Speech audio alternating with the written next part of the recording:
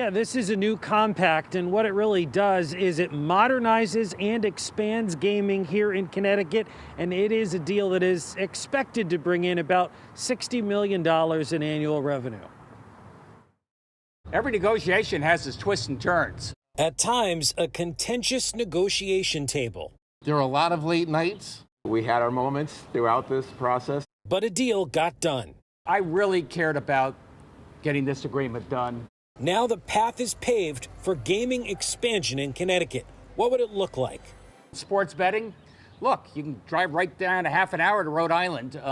We're going to be able to do that at the casinos, and we're going to be able to do that elsewhere around the state. Sports betting both in the casinos and online, plus 15 retail locations operated by the Connecticut Lottery Corporation. It will allow the state to be more competitive with other states while generating more tax revenue. New online gaming revenue would be taxed by the state at 20%. And a nearly 14% tax would be placed on sports betting. It makes sense for the tribes, it makes sense for the taxpayers of the state of Connecticut, and it's built to last.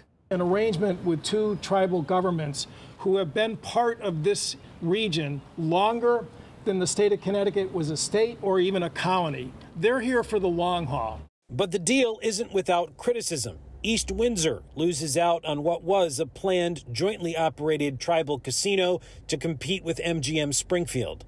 I know there's some land that we'll see what the future of that is, but I care deeply about making sure that the town prospers going forward.